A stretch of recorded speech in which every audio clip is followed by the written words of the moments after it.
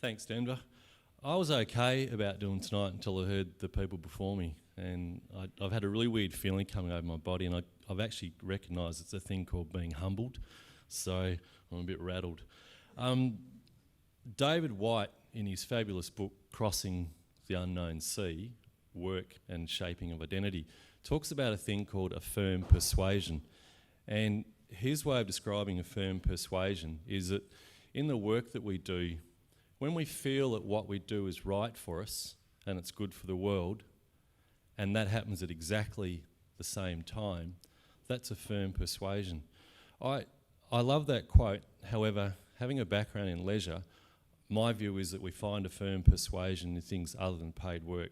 So I want to ask a question. How many of you have participated in paid work today?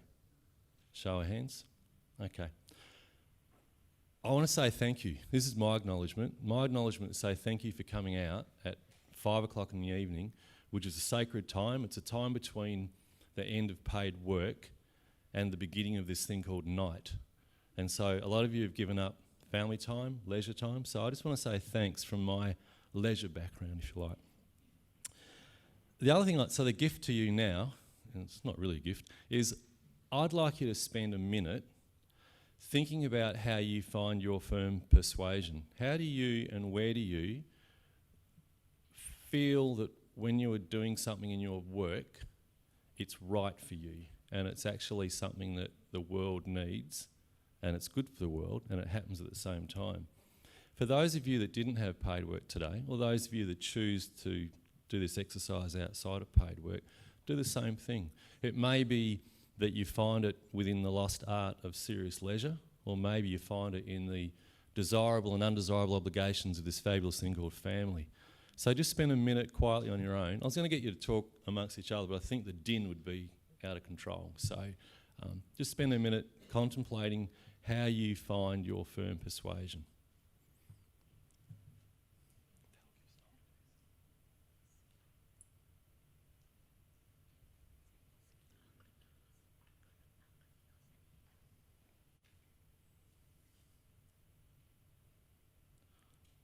My maths is shocking, but it's probably close to a minute. Thank you for doing that. That was a really hard exercise for you to do, and it's something that I would normally spend 2 or 3 hours with people doing, because it's a big question. So thank you for the short time we did it. If we had more time, I'd ask you to consider what it would feel like to not have that firm persuasion anymore, maybe for another day. So David White calls this firm persuasion a great triumph of human existence. Now, we're entering a period of time now which is probably more significant than the Industrial Revolution in relation to the impact of work on our society. That's a big statement, and I've got nothing to back it up with. It's just something I've, off-the-cuff comment. But actually, hang on. At the moment, throughout the world, close to 24% of our population is at, already, or near retirement age. You think about that in Western Australia, that's roughly 303,000 people in Western Australia are 55 years of age and over and are either already retired, near retirement, or considering it. Now, I know we're entering a period of silver boomerangs and the unretirement brigade, and we're all being encouraged to work to 70. Now, there's a lot of people who will work into old age because they want to, and that's fabulous. And they'll get all the intrinsic benefits from paid work, the social connection, the inclusion, stimulation, all the things that we get out of paid work. There's also a lot of people who have to work through financial constraints, real and perceived. There's a lot of other people who will have to work because they have fear around leaving the paid workforce. And there's a whole bunch of reasons for that. There's also a bunch of people who are going to have a fabulous retirement, whatever that word means, that will do well, because they've thought about how to find a firm persuasion in life outside of paid work. And then there's the other, and I work mainly with the other, and it's a big lot of people that aren't sure. They're not sure how to make sense of this thing called retirement. They're not sure what impact it'll have on their sense of self. They're not sure what it'll have on the impact of their relationships, their intimate relationships, their colleagues. So, can I grab a glass of water? Not the one I knocked over. I don't know what happened, I knocked the glass of water over. It's not nervous wee, it's actually Well, it might be. I just said we. So okay. Oh, I've lost my train of thought. So we're in this period where there's a whole lot of people who are going to leave paid work, and what we have to consider, what I think would be good to consider, is how do we work with the people who want to volunteer, who actually want to give of themselves to a cause or something that they're interested in. Over 30 years, I've been really lucky to work with people who are about to retire, and it's run into the several thousands of people that I've come into contact with, both professionally and personally. I'm dead set interested in this stuff. I sit around fires with people up north when Rach and I run our tourist business, and I just love hearing people's stories. So they all want to volunteer. The vast majority of people want to volunteer, which is terrific. However, I hear people saying things like in my workshops, I should volunteer. I suppose I should. I ought to give back. You know, it's about time I not contributed, but it would be good if I gave back. So I think for those that do want to volunteer, it's incumbent on us, and why this project's come about, to deeply understand what their needs are, what the giver is, what do we have to do for them to help them give. Secondly, we need to understand the needs of the community-based groups and the areas in which they're going to live, their local community. Now, here's the bit. If we do this well, if we cleverly map, trap, understand the attributes of our older adults, and if we deeply understand the needs of the community and we match them, two things are going to happen, and they're already happening. One is individuals are going to find a firm persuasion outside of paid work, and secondly, community-based groups are going to have more gas in their tanks, and they're going to be able to do more, including doing more for older adults. So to finish off, the first bit, I got together with Denver about, 2 or 3 years ago, and we spent hours and hours and hours and hours chatting and looking to figure out how we could solve 3 problems or 3 situations. And those of you who know Denver would know that he wanted to solve all 3 at the same time, so it got more challenging. Those 3 things are, how do we help older adults help themselves, and how do we help older adults help others? How do we help older adults replace the intrinsic benefits of paid work? And how do we help them, in turn, find social inclusion? How do we prevent them from becoming irrelevant or invisible? Secondly, how do we help community groups access this looming, massive human library that's walking out the doors of paid employment at the moment and will continue to do so for the next 10 or 15 years? And thirdly, and this isn't just us, there are other people probably in this room and certainly in this country and certainly overseas, how do we change the culture of volunteering to make it less obligatory and less time-centric, and make it more specifically targeting the needs of the community groups with the talents, attributes, values and willingness to give of our older adults in a way that suits them? For many of us, we never get to do our paid work on our own terms. So maybe this is our time to have volunteering on our own terms. Before I hand over to the fabulous Diana, my role in this project predominantly is to work with the older adults and map their knowledge, and it's an extension of what I do with my commercial practice. And when I started, I knew what I was going to get. You know, I've done a lot of this work. I knew that older adults have incredible skills, they have deep insights, they've got wisdom, and to be honest, I wasn't surprised when I worked with this group of people, the results I've got so far from them. But what blew me away was their humility and this open-heartedness to want to really give to this project. And I don't just mean for their own time for this next bit, but they actually really want to expand this thing. And that's an absolute joy for me, and I'm really humbled to be doing this work. So.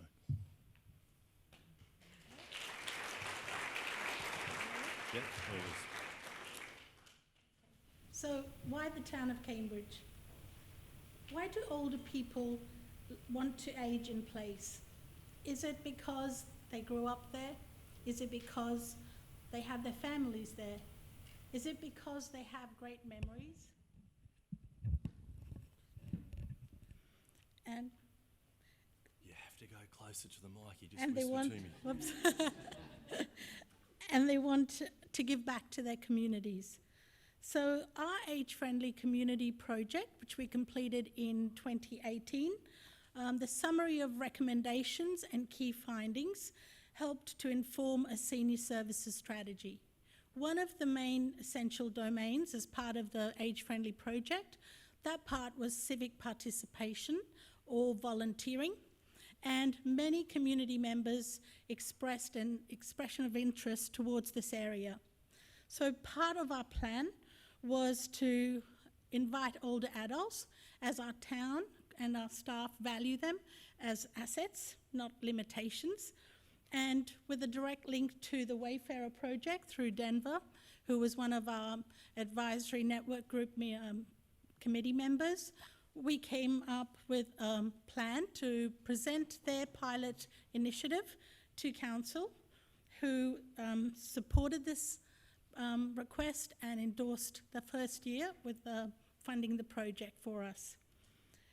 There is some risk that also some community-based groups may disappear due to the lack of volunteers.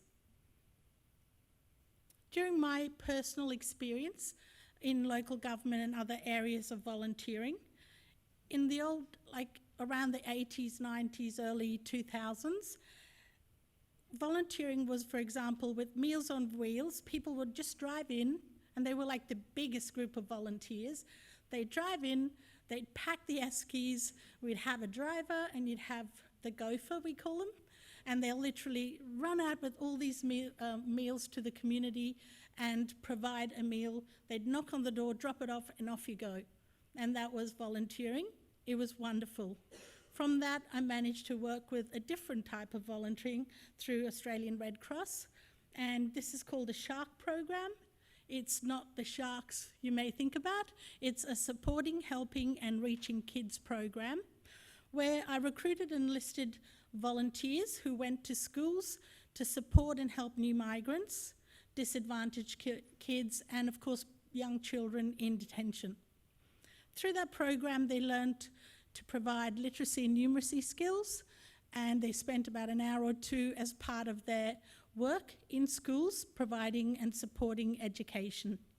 And another one, which is a totally different way of volunteering, is our new way of the Wayfarers project. This is community-based, asset-based community development project, and I'll now pass you over to Andrew. Yep. I'll compose myself. Thank you. There you go. So who and what are Wayfarers? And those of you that are up on English will notice that we've spelt it F-A-I-R-E-R, Wayfarer, which is kind of our way of being hip. Wayfarers are people that travel through time, and we see older adults travelling through living well into old age as being wayfarers. Obviously, we work in partnership with local government authorities. They are the best place for this project to sit, really, because there's a geographic boundary around the project. People want to live in these communities. Local governments have strong community development networks, and we get to work with that team, which is what we're doing. The process is that we seek expressions of interest from older adults, and that's done through the usual social media and local papers, and we run forums and bits and pieces. We seek expressions of interest from community-based organisations. The bit with this, which is really exciting, is that we work with the community development team, we work with the community groups, and we do a community analysis, and Diana will talk a bit more about the one for Town of Cambridge. But in essence, we ask the community-based groups what their needs are. We drill, didn't want to use we drill down. We just ask good questions, and we keep asking until we find out what the specific needs are, and then from there we're able to match wayfarers in. So as I said earlier, I work with the community, the individuals. Once we've worked one-on-one with the older adults, we then match them into that community group, and we go with them to that community group, and we evaluate it, we make sure that the relationship's working. So, mechanics. Year one, we've got a pretty hands-on role. So Inclusion Solutions and my firm work really closely with a community-based organisation, or in this case, the local government authority. And we're there pretty much the whole time and that we work closely together. The idea is that you take the energy and the expertise, and it's happening already with the Town of Cambridge project, and the Wayfarers build and build and build, and you let them loose in year 2 to do what it is that they think with the Town of Cambridge the community is going to need. So we still have a role, not as strong a role, and in year 3 we see ourselves backing out. Of course we'll answer the phone, but we don't actually have much of a hands-on role in year 3. And that's me, done already. Fabulous. I'll walk away. Thanks. Okay, the benefits for the Cambridge Wayfarer project, it includes a whole of community approach. It's asset-based. Our council and staff and the community look towards our seniors and older persons as assets, and that's how we'd like to include them in this project. So through expressions of interest, we managed to get 14 of them on board. The community clubs and groups, we invited all the community clubs, schools and groups to complete an expression of interest and identified the gaps through this process, where we then, through local government, we used the asset-based community development model with council's decisions to support this project, and then through the older persons, a gifting through, Andrew's got to finish this one, what gifts can I give to my community? Yeah. The older person, it's not just what gifts I can give to the community. It's a two-way street. It's actually what's the reciprocation? So if I'm actually giving to my community, what am I getting back? And it's all the stuff we've been talking about. It's all about social connection. It's all about my sense of self. It's all about stimulation.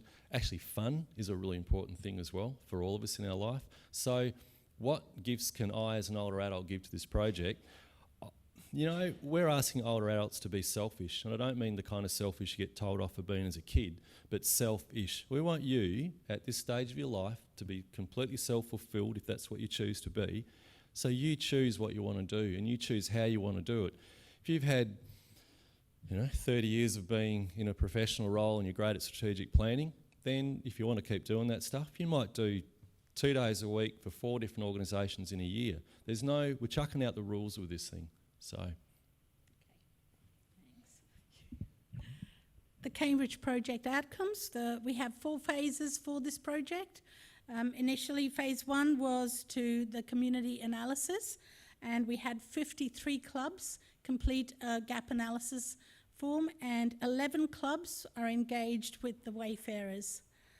In phase 2, we had the recruitment of Cambridge Wayfarers, where we had an expression of interest form put out on our website, and it was advertised, and people completed the form who were 50 plus, and hard copies also distributed to all of them.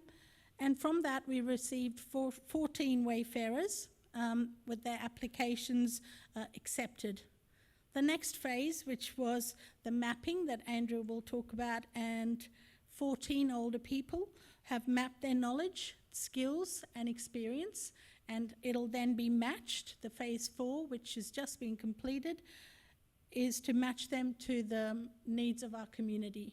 We have a few Wayfarers here that will later on will let you know where they are, and you can always talk to them about their experience in this project.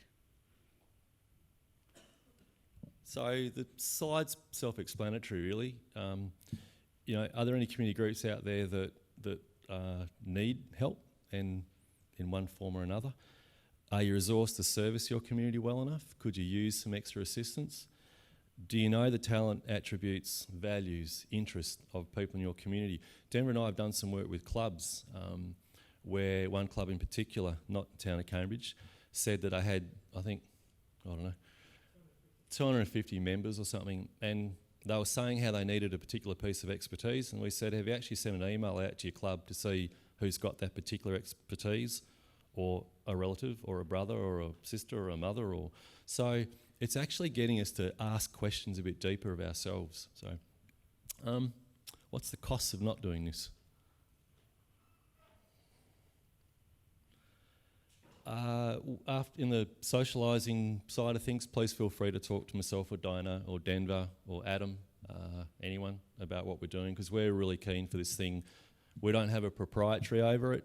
We really just want to see this spread, and we don't care if it's another name, another body, another place, another time. We just want to see this environment get created where older adults can actually give of their talents and gifts in a way that they choose to. So that's us, I'd reckon. Yeah. Thanks, mate.